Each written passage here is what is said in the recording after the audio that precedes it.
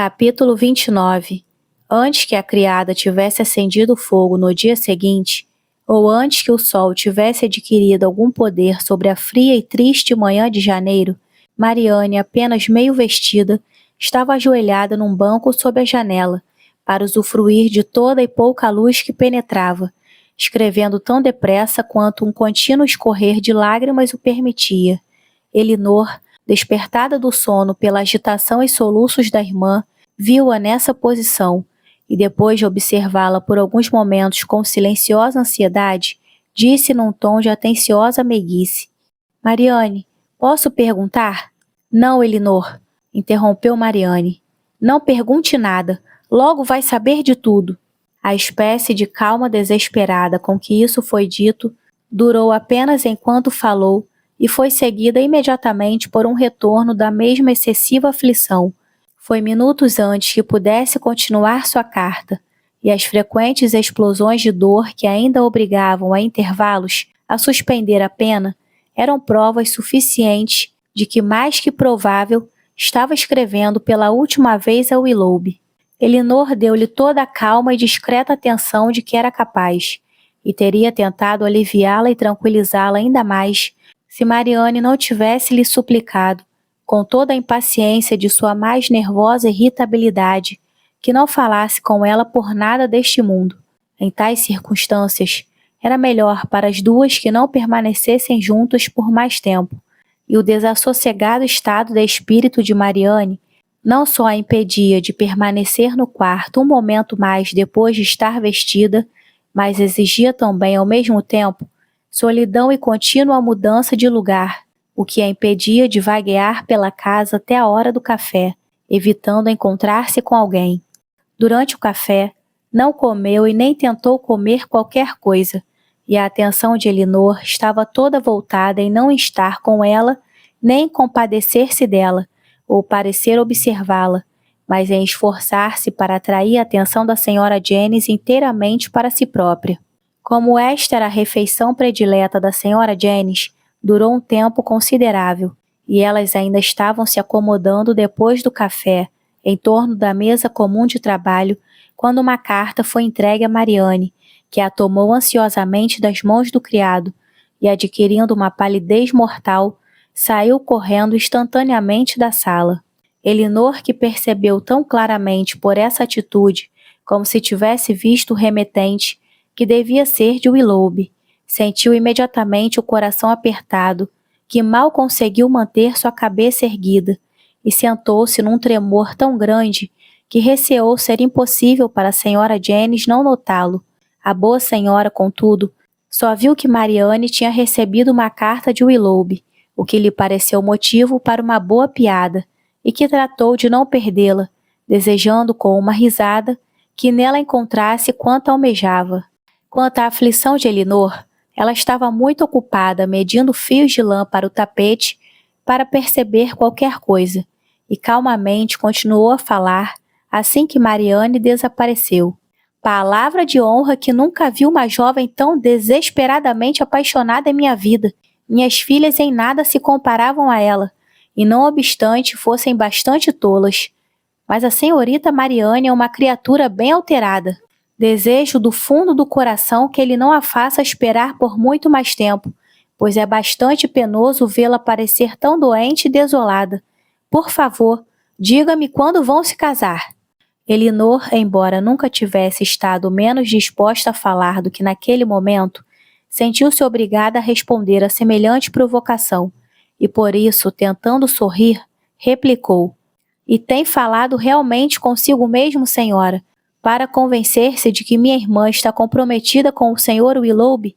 Pensei que tinha sido somente uma piada, mas uma pergunta tão séria parece que exige dizer mais, e devo por isso pedir que não se iluda por muito mais tempo.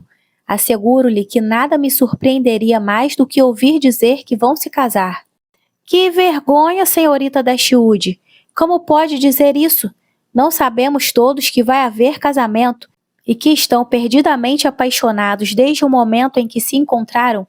Não os vi juntos em Devonshire todos os dias e durante o dia todo? E não sabia que sua irmã veio à cidade comigo com a finalidade do enxoval do casamento? Ora, isso não cai bem. Como você é muito reservada sobre o assunto, acha que ninguém mais tem sensibilidade. Mas não é bem assim, posso dizer-lhe, pois toda a cidade o sabe, e há muito tempo, e o conto a todos, e Charlotte faz o mesmo. A senhora Jennings riu novamente, mas Elinor não teve ânimo para dizer mais, e ansiosa, em todo caso, em saber o que Willoughby tinha escrito, correu para o quarto, onde ao abrir a porta, viu Marianne estirada na cama, quase sufocada pela dor, com uma carta nas mãos, e outras 2 ou 3 caídas perto dela. Elinor se aproximou, mas sem dizer palavra, e sentando-se na cama, tomou-lhe a mão, beijou-o afetuosamente por várias vezes e explodiu em lágrimas, que a princípio eram pouco menos violentas que as de Marianne. Esta, embora incapaz de falar, parecia sentir toda a ternura desse comportamento, e depois de passar assim algum tempo em aflição conjunta, ela pôs todas as cartas nas mãos de Elinor e, cobrindo seu rosto com o lenço, quase gritou de angústia. Elinor sabia que semelhante dor, tão chocante de presenciar, devia ter seu curso, cuidou dela, até que esse excesso de sofrimento se esvaísse um pouco, e então, voltando-se ansiosamente para a carta de Willoughby, leu o seguinte: Bond Street, janeiro. Minha cara senhora, acabo de ter a honra de receber sua carta, pela qual peço que aceite meus sinceros agradecimentos. Estou muito preocupado por saber que houve algo em meu comportamento a noite passada que não mereceu sua aprovação, e embora eu esteja embaraçado em descobrir em que ponto ter sido tão infeliz em chegar a ofendê-la, peço-lhe perdão, pelo que posso assegurar-lhe, tem sido perfeitamente não intencional. Nunca posso pensar sobre meu relacionamento anterior com sua família em Devonshire sem o mais grato prazer, e espero sinceramente que não seja rompido por algum erro ou mal-entendido de meus atos. Minha estima por toda a sua família é realmente sincera, mas se fui tão infeliz em dar motivo para que acreditasse em algo mais do que eu sentia ou queria expressar, devo recriminar-me por não ter sido mais moderado em minhas manifestações dessa estima. Que eu quisesse significar mais que isso, haverá de admitir que era impossível, quando entender que meu afeto estava comprometido, havia muito, em outra parte, e não passarão muitas semanas, creio, antes que esse compromisso seja ratificado. É com grande pesar que obedeço às suas ordens de devolver-lhe as cartas com as quais me senti honrado, e a mecha de cabelos com que tão distintamente me havia presenteado. Sou, cara senhora, seu mais obediente e humilde servidor, John Willoughby. Pode-se imaginar com que indignação uma carta como essa deve ter sido lida por Elinor. Embora ciente, antes de começar a ler, de que devia trazer a confissão de sua inconstância e a confirmação de uma separação definitiva. Não tinha ideia de que tal linguagem pudesse ser usada para anunciá-la, nem podia supor que Willoughby fosse capaz de afastar-se tanto da aparência de qualquer sentimento honroso e delicado, tão longe do decoro comum de um cavalheiro, a ponto de enviar uma carta tão imprudentemente cruel, uma carta que, em vez de trazer com seu desejo de libertação os protestos de arrependimento, não confessava sua quebra de palavra e negava toda a peculiar afeição. Uma carta em que cada linha era um insulto e que proclamava seu autor um aproveitador da pior espécie. Elinor ficou olhando a carta por algum tempo com indignação e estupefação. Depois leu-a e releu-a, mas cada leitura atenta só servia para aumentar sua repugnância pelo homem. E tão amargos eram seus sentimentos contra ele, que não se atreveu a falar, com receio de que pudesse ferir Marianne mais profundamente ainda, tratando aquele rompimento de compromisso não como a perda de um possível bem, mas como uma fuga do pior e mais irremediável dos males. A ligação por toda a vida com um homem sem princípios, como a mais verdadeira das libertações, é a mais importante das bênçãos. Em suas sérias meditações sobre o conteúdo da carta, sobre a depravação daquela mente que pôde ditá-la, e provavelmente sobre a mente muito diversa de uma pessoa muito diferente, que não tivera qualquer outra ligação com o caso, a não ser o que o coração dela lhe deu em tudo, Elinor esqueceu a presente mágoa da irmã, esqueceu que tinha no colo ainda 3 cartas para ler, e esqueceu até totalmente quanto tempo havia permanecido no quarto, que ao ouvir uma carruagem chegar à porta, foi até a janela para saber quem poderia estar chegando tão despropositadamente cedo, e ficou estupefata ao ver a carruagem da senhora Jennings, que sabia que deveria chegar só a 1 hora. Decidida a não abandonar Marianne, embora sem esperança de contribuir no momento para seu caso, foi depressa desculpar-se de não poder acompanhar a senhora Jennings, porque sua irmã estava indisposta. A senhora Jennings, com interesse inteiramente bem-humorado pelo motivo, aceitou prontamente as desculpas. Elinor logo se viu livre do empenho, retornou para junto de Marianne e a encontrou tentando levantar da cama, e chegou a tempo de evitar que ela caísse no chão, debilitada com vertigens pela falta de repouso e alimentação adequados, pois fazia muitos dias que não tinha apetite e havia muitas noites que não dormia realmente, e agora que seu espírito não era nutrido pela febre do suspense, a consequência de tudo isso a fazia sentir uma dor de cabeça, um estômago enfraquecido e uma fraqueza nervosa geral. Um copo de vinho, que Elinor lhe trouxe imediatamente, deixou mais animada, e finalmente ela se sentiu em condições de expressar algum reconhecimento pela bondade da irmã, dizendo-lhe: "Pobre Elinor, como a faço infeliz." "Eu só desejaria," replicou a irmã, "que houvesse algo que eu pudesse fazer para lhe dar conforto." Essas palavras e quaisquer outras que fosse, foram demais para Marianne, que só pôde exclamar na angústia de seu coração: "Oh, Elinor, como sou infeliz, realmente!" Antes que sua voz se perdesse inteiramente entre soluços. Elinor não conseguiu mais testemunhar em silêncio aquela torrente sem resistência de desgosto. "Faça um esforço, querida Marianne," exclamou ela. "Se não quiser matar-se a si mesma e a todos que a amam, pense na mãe, pense na dor dela enquanto você sofre. Por amor dela é que você deve recobrar-se." "Não posso, Elinor," exclamava Marianne. "Deixe-me. Se a aflijo, deixe-me. Odeie-me. Esqueça-me. Mas não me torture assim.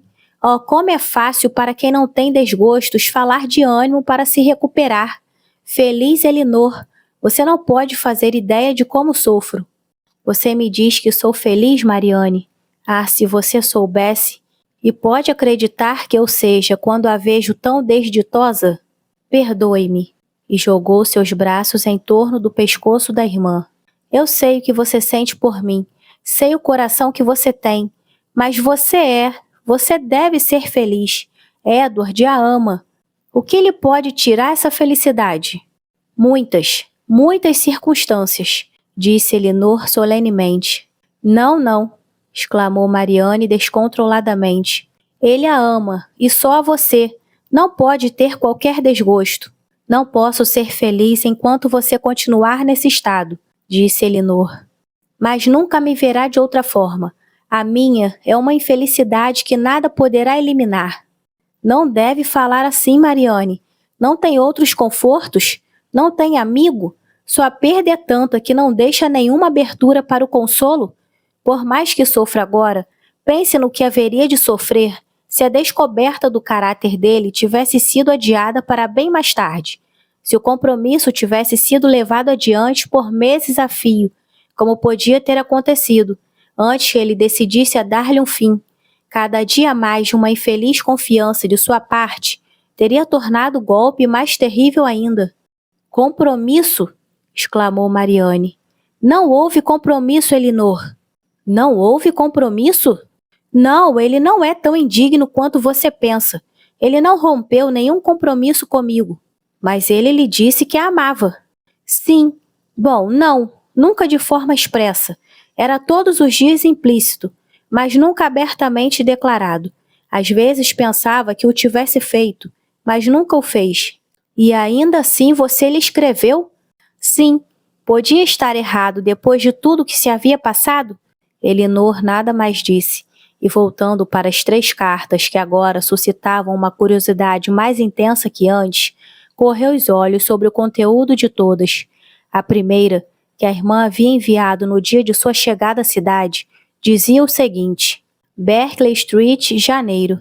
Como deverá ficar surpreso Willoughby ao receber esta carta, e penso que sentirá algo mais que surpresa quando souber que estou na cidade. A oportunidade de vir para cá, embora com a senhora Jennings, era uma tentação a que não podíamos resistir. Espero que receba esta carta a tempo de vir aqui esta noite, mas não conto com isso. De qualquer modo, espero você amanhã. Por ora, até mais. Marianne Dashwood. O segundo bilhete, que havia sido escrito na manhã depois do baile na casa dos Middleton, constava estas palavras: Não posso expressar meu desapontamento por não tê-lo encontrado anteontem, nem meu espanto por não ter recebido qualquer resposta a um bilhete que lhe enviei há mais de uma semana. Fiquei esperando notícias suas, e ainda mais a sua visita a cada hora do dia. Por favor, venha visitar-nos quanto antes, e explique-me o motivo de me ter feito esperar em vão. Seria melhor que viesse mais cedo da próxima vez, porque geralmente saímos em torno da 1. Ontem à noite estivemos na casa da senhora Middleton, onde houve um baile. Soube que você tinha sido convidado para a festa. Mas será que é verdade? Você deve ter mudado muito desde que nos separamos. Se esse tiver sido o caso, é por isso que você não compareceu. Mas não posso supor que isso seja possível, e espero receber em breve sua confirmação pessoal de que não foi isso. Marianne Dashwood. O conteúdo de seu último bilhete era o seguinte: O que posso pensar, Willoughby, de sua atitude de ontem à noite? Peço-lhe mais uma vez uma explicação a respeito.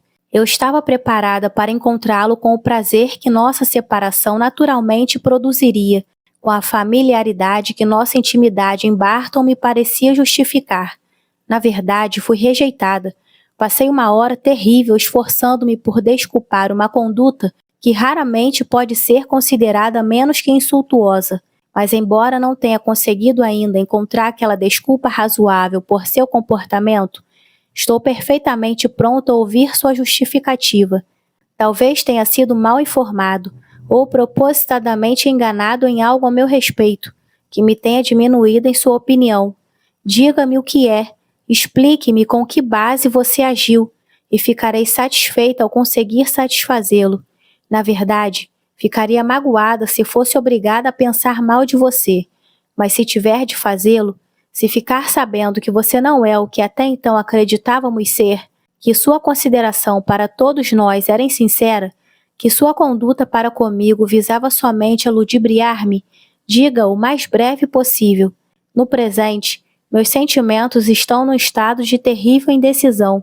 Desejo inocentá-lo, mas seja como for, certamente será preferível ao que sofro agora. Se seus sentimentos não são mais o que eram, espero que devolva meus bilhetes e a mecha de meus cabelos que está em seu poder. Marianne Dashwood. Que tais cartas, tão cheias de afeto e confiança, pudessem ser respondidas do modo como foram, Elinor, pelo próprio bem de Willoughby, estava relutante em acreditar, mas a condenação que lhe imputava não a cegava a ponto de desconsiderar a inconveniência de terem sido escritas, e estava lamentando silenciosamente a imprudência que propiciara tão espontâneas provas de ternura, não garantidas por qualquer precedente e mais severamente condenadas pelos acontecimentos. Quando Marianne, percebendo que havia terminado de ler as cartas, observou-lhe que não continham nada mais do que qualquer um poderia ter escrito na mesma situação.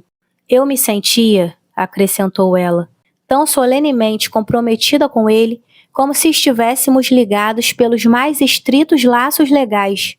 Eu acredito, disse Elinor, mas infelizmente ele não sentia o mesmo. Sim, ele sentia o mesmo, Elinor. Por semanas e mais semanas ele o sentia. Eu sei que sentia. Seja o que for que o tenha mudado, e nada, a não ser a magia negra contra mim, o pode ter feito. Eu lhe era tão cara quanto só minha alma poderia desejar. Esta mecha de cabelos da qual ele se desfez agora tão rapidamente, foi-me pedida com as mais intensas súplicas. Se visse seu olhar, seus gestos, se tivesse ouvido sua voz naquele momento, você se esqueceu da última noite que passamos juntos em Barton? Da manhã em que nos separamos? Quando me disse que talvez passassem semanas sem nos encontrarmos de novo? Sua aflição, nunca poderia esquecer sua aflição. Por um momento ela não conseguiu dizer mais nada, mas quando essa emoção passou, acrescentou num tom mais firme. Fui cruelmente tratada, mas não por Willoughby. Oh, querida Mariane, quem a não ser ele? Por quem pode ter sido instigado? Ora, por todo mundo, menos por seu próprio coração. Estaria mais propensa a acreditar que todas as pessoas de minhas relações se uniram para arruinar a opinião dele a meu respeito, do que acreditar que sua natureza fosse capaz de tal crueldade.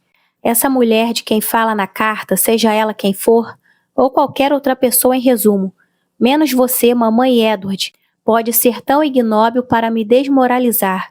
Além de vocês três, há outra criatura no mundo de quem eu nunca suspeitaria, exceto Willoughby, cujo coração conheço tão bem. Elinor não quis discutir e replicou apenas: seja quem for, Mariane, seu tão detestável inimigo, frustre seu maligno triunfo, minha irmã, mostrando quão nobremente a consciência de sua própria inocência e boas intenções protegem seu espírito. É um orgulho justo e louvável que resiste a essa malevolência. Não, exclamou Mariane. Uma prostração como a minha não tem orgulho. Não importa que se saiba que estou destruída. O triunfo de me verem nesse estado ficará escancarado para todo mundo, Elinor. Os que sofrem pouco podem ser orgulhosos e independentes como quiserem. Podem resistir a insultos ou devolver mortificação. Mas eu não posso. Tenho de sentir. Tenho de ser infeliz. E eles são bem-vindos para alegrar-se com a consciência disso. Mas pelo amor da mamãe e o meu, oh, Elinor, faria mais por vocês do que por mim mesma. Mas parecer feliz quando estou num estado tão miserável, oh, quem pode exigir isso? Ficaram novamente em silêncio. Elinor passou a caminhar pensativa da lareira à janela e da janela à lareira, sem perceber que recebia calor de uma ou discernia objetos através da outra. E Mariane, sentada ao pé da cama, com a cabeça apoiada a uma de suas colunetas, tomou de novo a carta de Willoughby e, estremecendo a cada frase, exclamou: é demais! Oh, Willoughby, pode esta ser sua? Que cruel! Nada poderá absolvê-lo. Elinor, nada poderá. Seja o que for que tenha ouvido contra mim, não devia ter deixado de acreditar? Não devia ter me dito? Não devia dar-me o ensejo de me explicar? A mecha de cabelos, disse, repetindo a frase da carta, que tão gentilmente me presenteou. Isso é imperdoável, Willoughby. Onde estava seu coração quando escreveu essas palavras? Como ele poderá justificar-se? Não, Mariane, de modo algum. E, no entanto, essa mulher, quem sabe quais terão sido suas artimanhas? Por quanto tempo terá premeditado? E quão profundamente planejado por ela? Quem é ela? Quem poderá ser? Alguma vez o terei ouvido falar de alguma jovem atraente entre suas relações femininas? Nenhuma. Nenhuma só. Ele só falava de mim. Seguiu-se outra pausa, e Mariane estava totalmente agitada e terminou assim: Elinor, tenho de voltar para casa. Tenho de ir e confortar a mamãe. Não poderíamos partir amanhã? Amanhã, Mariane? Sim, porque haveria de ficar aqui? Só vim por causa de Willoughby. E agora quem se importa comigo? Quem há de respeitar-me? Olha, é impossível partir amanhã. Devemos à senhora Jennings muito mais que cortesia, e a cortesia mais elementar impede uma partida tão precipitada. Tudo bem, então daqui a 1 ou 2 dias talvez, mas não posso ficar aqui por mais tempo. Não posso ficar para aguentar as perguntas e observações de toda essa gente. Esses Middleton e Palmer, como poderei suportar sua compaixão? A compaixão de uma mulher como a senhora Middleton? Oh, o que diria ele a respeito disso? Elinor aconselhou-o a deitar-se de novo, e por um momento o fez, mas nenhuma posição podia dar-lhe conforto, e na dor sem descanso da mente e do corpo, mudava de uma posição para outra, até que, ficando cada vez mais histérica, a irmã teve dificuldade em mantê-la na cama e, durante algum tempo, ficou receosa de ser obrigada a pedir ajuda. Algumas gotas de lavanda, contudo, que finalmente conseguiu persuadi-la a tomar, tiveram efeito, e desde então até o retorno da senhora Jennings, ela continuou na cama calma e sem se mover.